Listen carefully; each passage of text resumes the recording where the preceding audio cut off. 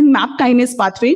Dabrafenib is a reversible, potent selective inhibitor of RAF kinase, including BRAF V600, particularly V600E and V600K, while trametinib is a reversible, highly selective inhibitor of MAC1 and MAC2 kinase activity. DCGI has approved dabrafenib and trametinib for treatment of BRAF V600 positive non-small cell lung cancer. What is the rationale for combining dabrafenib plus trametinib? Combination therapies that target multiple portions of MAP kinase pathway have been developed to overlap resistance of BRAF inhibitor monotherapy.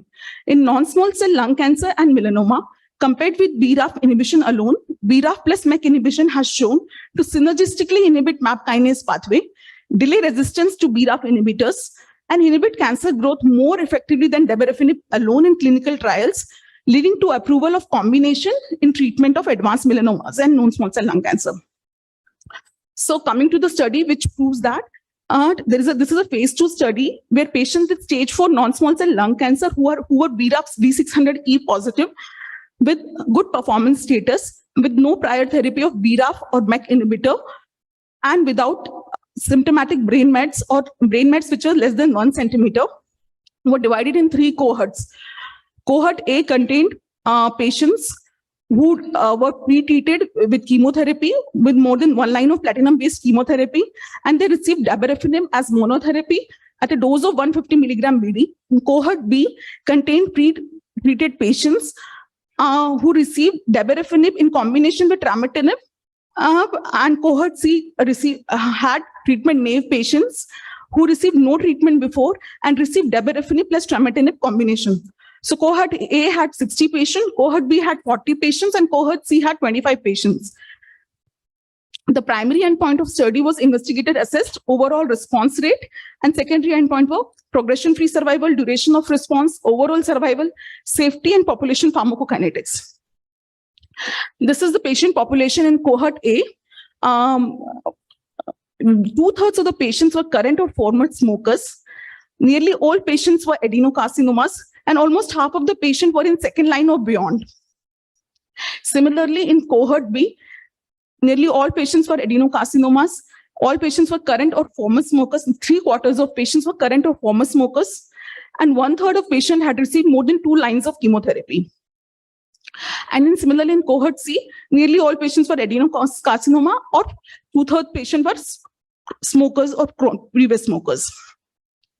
The summary of the study design, patient population, summarizing it, it was a phase 2 study, 169 patients enrolled. The primary endpoint was overall response rate.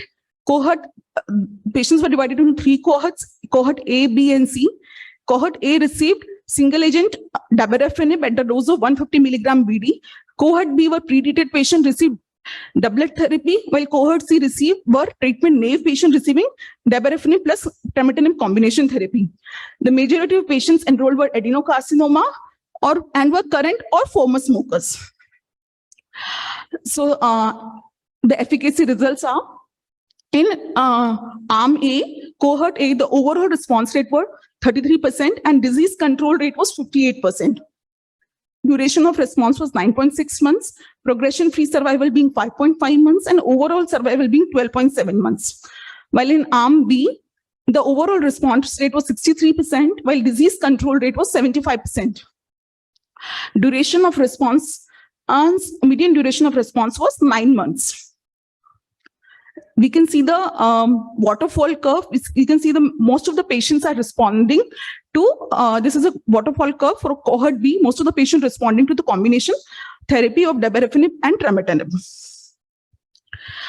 And this is showing duration of response being 9 months. 50% of patients were ongoing at the time of data cutoff. The treatment was ongoing. So median progression-free survival was 9.7 months, which was almost double than monotherapy. And dabrafenib plus trametinib in previously untreated patients, like in cohort C, the duration of response was 10.4 months, median duration of response, while disease control rate was 75% and overall response rate was 64%. We can see the waterfall curve. Most of the patients were responding. Almost 64% patient had overall response rate, while 75% patient had disease control rate. The number of patients with confirmed overall response was 23, that is 64%. The duration of response was 10.4 months. The median progression-free survival was 10.9 months, which was almost double than monotherapy.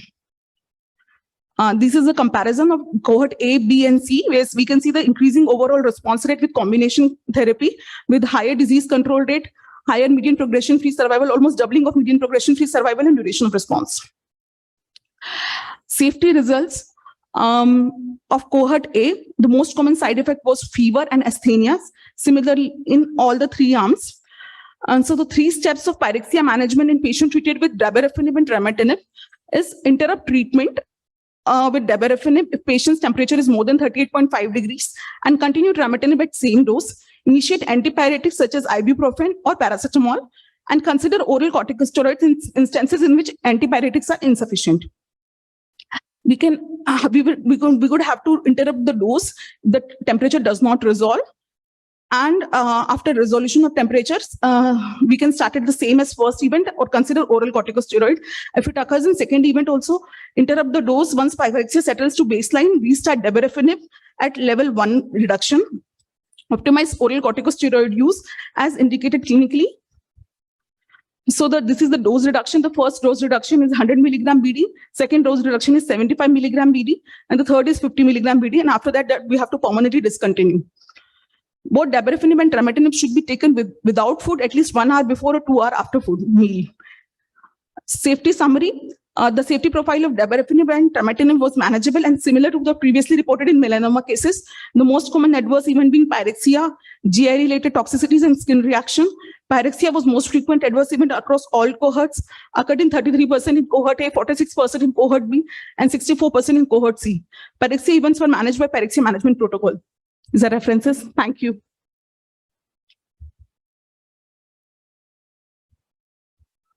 Thank you, Dr. Priti, for nice presentation. Any questions from audience? Yes, sir.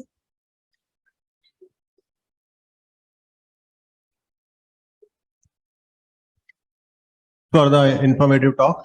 Just wanted to ask, like you have shown that patients that were recruited in this trial, they were V600E, and that was making around at the maximum 60% of the total BRAF mutation. So any data about the non-V600E mutation, the efficacy of these drugs for those mutations? No. Okay. Thank you. Thank you. Our next session